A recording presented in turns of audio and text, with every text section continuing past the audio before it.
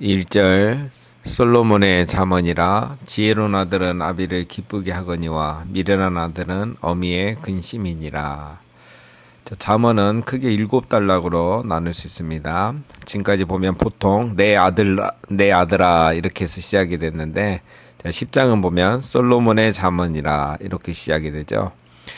자, 1장부터 9장은 여호와를 경외하는 것이 주로 주된 주제라면 10장부터 30장은 특별한 주제가 없습니다. 독립적이고 약간 대꾸법으로 이렇게 기록이 되어 있고요. 우리가 설교하지 않아도 보통 잘 이해되는 내용들입니다. 속담을 들으면 알 수 있듯이 10장부터는 이렇게 혼자 읽어도 잘 아는 내용이고 또 잘 알 수 있습니다. 또 설교하기가 쉽지는 않습니다. 다 아는 내용이고 이렇게 문단별로 되어 있는 게 아니기 때문에 설교하기는 또 그렇게 쉽지 않은 본문입니다. 자, 10에서 12장은 솔로몬의 잠언이죠. 두 부분으로 나눌 수 있습니다. 10에서 15장은 지혜자와 우매자에 대한 대조적인 내용이고, 특별히 16에서 22장은 궁이나 사회생활에서 지혜자와 우매자를 비교하고 있습니다. 자, 오늘 1절에 보면 지혜로운 아들은 아비를 기쁘게 하거니와 미련한 아들은 어미의 근심이니라. 한마디로 지혜로운 자녀가 되어 부모의 기쁨이 되라라는 거죠. 또 지혜로운 성도가 되어 하나님의 기쁨이 되는 사람이 되어야 하는 겁니다. 자, 오늘 본문은 특별히 지혜자와 우매자의 특징에 대해서 말하고 있습니다. 자, 2절 불의의 재물은 무익하여도 공의는 죽음에서 건지느니라. 여호와께서 의인의 영혼은 줄이지 않게 하시나 악인의 소욕은 물리치시느니라. 자, 첫 번째, 지혜자는 공의를 택하고 우매자는 재물을 택합니다. 지혜자는 불의한 재물을 멀리하고 공의를 선택하죠. 그러나 우매한 자는 당장의 재물에 눈이 멀어 불의한 재물을 택합니다. 그러나 결과는 어떻게 됩니까? 불의한 재물은 아무런 유익을 주지 못하지만 공의는 죽음에서 건져냅니다. 즉 위기의 때에 도움이 된다는 거죠. 당장은 불의를 선택해서 부유해지는 것 같지만 여호와는 의인을 줄이지 않게 하시고 불의한 재물은 소멸되게 하시는 겁니다. 자, 의인은 누구냐? 지혜자는 누구인가? 공의를 택하는 사람입니다. 우매자는 누구입니까? 불의를 택하는 사람입니다. 의인은 재물보다 의를 택하는 사람이 바로 의인입니다. 두 번째, 지혜자는 부지런하고 우매자는 게으릅니다. 4절에서 7절은 지혜자는 부지런하고 우매자는 게으르다고 말합니다. 자, 여러분, 왜 우매자는 가난해지는가? 왜 우매자는 하는 일마다 실패하게 되고 하는 일마다 열매가 없게 되는가? 오늘 말씀의 4절에 보면 뭐죠? 손을 게으르게 놀리기 때문에 그렇다. 우리 이런 말 많이 하죠. 손을 게으르게 놀리지 마라. 그렇죠? 지혜자는 씨를 뿌려야 될 때 씨를 뿌리고 추수해야 될 때 추수를 합니다. 그리고 하나님은 이런 사람에게 어떻게 합니까? 부여와 부를 허락해 주시는 거죠. 하는 일마다 열매가 있게 해 주시는 겁니다. 그러나 우매한 자는 게으르다는 거죠. 우매한 자는 게으르다겠습니다. 여러분, 게으름이 뭐라 그랬죠? 부지런함은 뭐라 그랬죠? 일찍 일어나는 게 부지런함이 아니라 그랬죠. 물론 부지런한 사람은 일찍 일어납니다. 자, 일찍 일어나는 것이 부지런함이 아닙니다. 자기 일에 최선을 다하는 사람이 부지런한 사람이에요. 일찍 일어난 사람, 좀 늦게 있는 사람, 그 기질입니다. 아침형, 저녁형 이런 인간이 있잖아요. 자기 일에 최선을 다하지 않는 사람이 게으른 사람이에요. 한 달란트 받은 종은 게으른 종이죠. 거기에다가 또 무슨 수식어가 붙습니까? 악하고 게으른 종이라고 하죠. 왜 그렇습니까? 이 한 달란트 받은 종은 자기 일에 최선을 다하지 않았죠. 받은 달란트를 땅에 묻어뒀습니다. 그리고 왜 악한 종이 됩니까? 주인에게 책임을 돌리고 원망, 불평을 했기 때문에 그래요. 2달란트 받은 종과 5달란트 받은 종은 부지런한 종입니다. 달란트를 받자마자 어떻게 했습니까? 바로 가서 장사하여 이랬습니다. 바로 가서 장사하여. 자기 일에 최선을 다한 거죠. 그런데 주인은 이 종에게 뭐랍니까? 착하고 충성된 종이라고 그러죠. 지혜자는 누구입니까, 여러분? 받은 달란트로 최선을 다해서 또 달란트를 남기는 사람, 그 사람이 부지런한 사람입니다. 그러나 우매자는 어떻습니까? 무슨 이유와 불평, 불만이 많아요.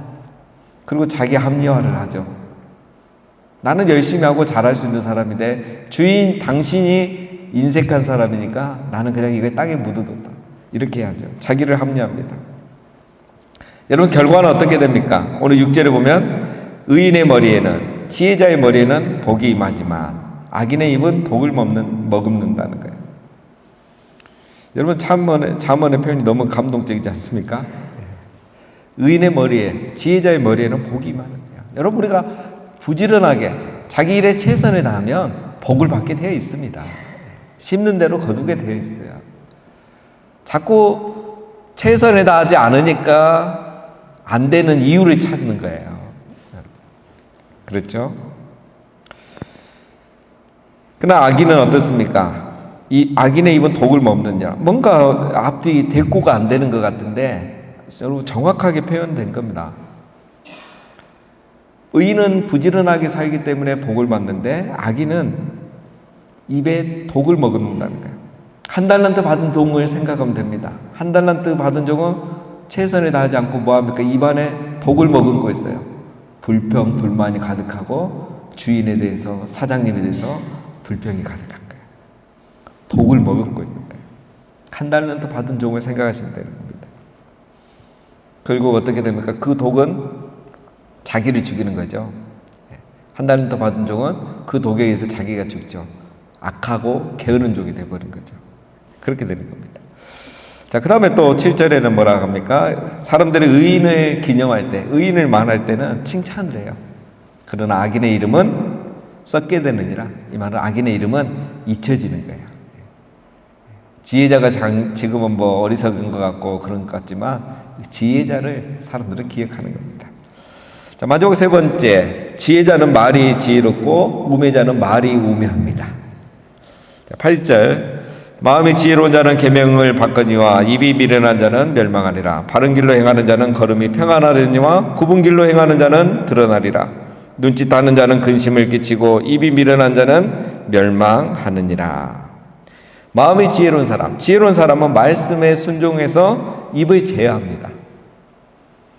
그러나 우매자는 입을 제어하지 못하고 그것 때문에 망하게 된다 이거죠.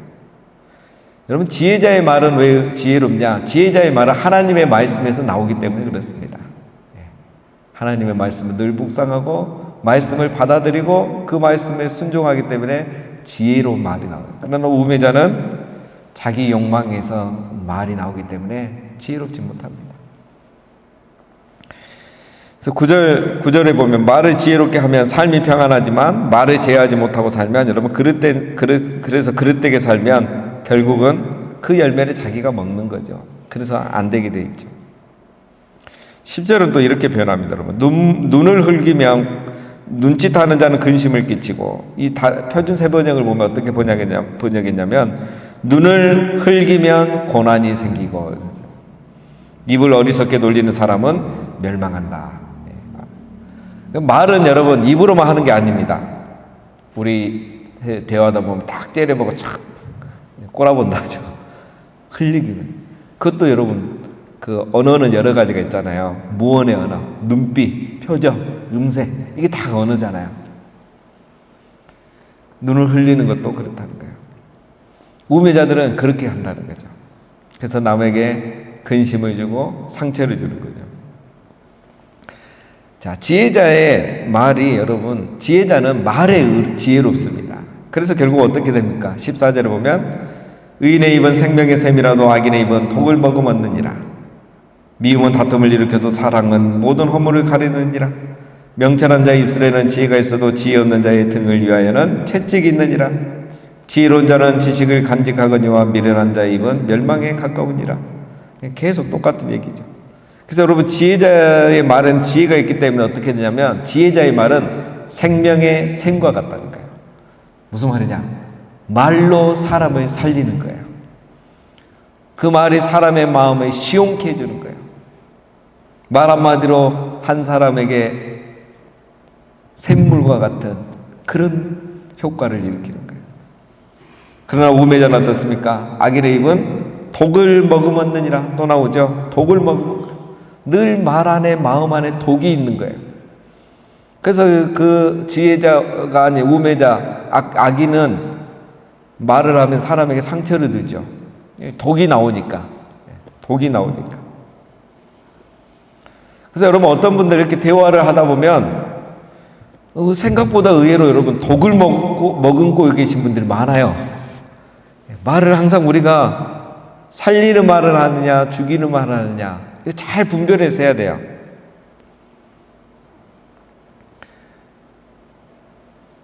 여러분 독을 빼셔야 됩니다. 의외로 우리가 쉽게 그래요. 이게 습관이 안 됐기 때문에 제가 한 번씩 깜짝깜짝 놀랄 때 많아요. 우리 이렇게 개업 예배나 이렇게 신방을 한 번씩 가면은 같이 가시는 분들이 계시잖아요. 우리 신방 권사님들도 가고 또 가까운 목장이나 지혜에서 이렇게 함께 가는데 딱 가서 예배 드리고 이제 막 축복기도 하고 이제 이렇게 차를 마시면서 이야기를 나누는데 막 독이 나와요. 여기 조금 것 같다, 뭐가 안 좋은 것 같다, 이런 얘기를 많이 하세요. 그러면 안 돼요. 가가지고는 살리는 말을 해주고 좋은 말을 해주고 이렇게 해야 돼요. 그 사람 관계에서도 보면 이런 말하다 보면 자꾸 그 상처를 주는 말을 합니다. 그게 다 독을 머금고 있기 때문에 여러분 독을 빼야 됩니다. 독을 어떻게 빼냐? 왜 독이 나오냐? 내 마음 안에 평안이 없기 때문에 그래요. 내 안이 생명의 샘이 돼야 생명의 샘에서 물이 나오는데 생명의 샘이 안 되는 거예요. 말씀으로 채워야 됩니다. 말씀. 내 안에 말씀이 있어야 긍정적인 생각이 되고 긍정적인 언어가 나와요. 그래서 축복의 말이 나오는 겁니다. 앞에서 뭐라 했습니까? 마음이 지혜로운 자는 계명을 받거니와 그랬잖아요. 지혜로운 사람은 항상 말씀을 받아요. 내 안에 말씀이 가득해요. 그래서 사랑이 나오는 거죠. 그래서 뭐라 합니까? 또 12절에 지혜자의 말은 허물을 가린다 했잖아요. 그래서 지혜자는 가면 허물을 가려줘야 돼요. 좀 잘못한 것도 있고 부족한 것도 있고 아쉬운 것도 있지만 그걸 가려줘야 돼요.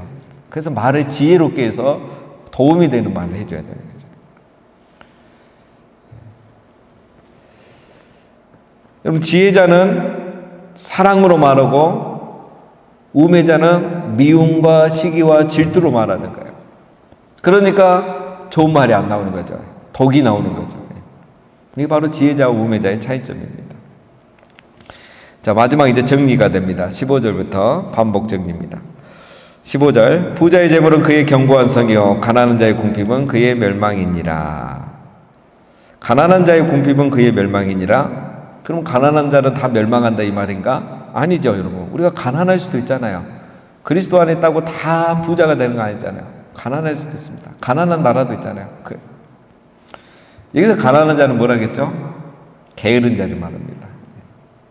게으른 자, 우매한 자, 악인을 말해요. 이런 사람들은 결국 망하게 된다는 거죠.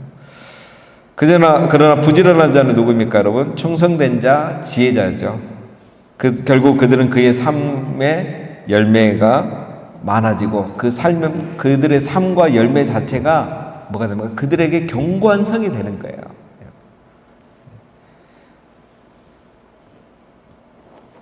부자의 재물이 그를 지켜주듯이 부지런한 자의 충성된 자의 지혜자의 삶은 그 자체가 벌써 견고한 삶입니다. 견고한 성과 같습니다. 그를 지켜주는 거예요.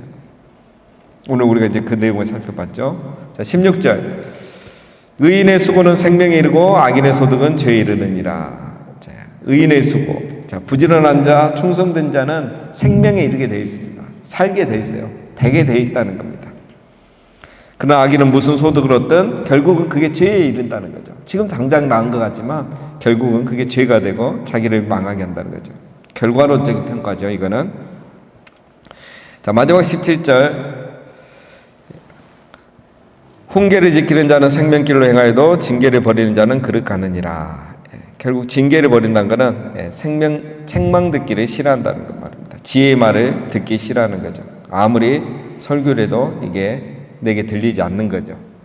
자, 오늘 말씀 1절에서 16절까지죠. 16절까지 이 지혜와 의인의 특징에 나옵니다. 첫 번째는 뭐라 그랬죠? 지혜자는 공의를 택한다고 했습니다. 당장의 이익이 아니라 의로운 일, 공의를 택하는 거예요. 그리고 그러면 하나님은 그 사람에게, 그 지혜자에게, 의인에게 축복, 재물로 채워주신다는 거죠. 두 번째 지혜자의 특징은 부지런함이라고 했습니다. 부지런함, 즉 자기 일에 최선을 다하는 거예요. 직분이 중요한 게 아닙니다. 내가 이 직분을 얼마나 최선을 다해서 감당했느냐, 이게 중요해요. 그래서 내가 직분에서 은퇴할 때 정말 감격하고 눈물이 나오고 그래야 돼. 얼마나 최선을 다하느냐, 이게 중요한 겁니다. 가정에서, 직장에서, 교회에서. 세 번째, 마지막은 말이 곧 영성이라는 겁니다. 지혜자는 말에 지혜롭다고 했습니다. 살리는 말을 하는 사람이 지혜자라고 했습니다. 자, 우리 모두가 지혜자, 공의를 택하고 부지런하고 말에 정말 지혜가 있는 그런 지혜자의 삶을 살아가셔서 오늘 하루도 하나님이 주신 이 축복을 누리시고 뿐만 아니라 다른 사람을 살리고 축복의 통로로 살아가시는 우리 모두가 다 되시기를 주님의 이름으로 축원드립니다.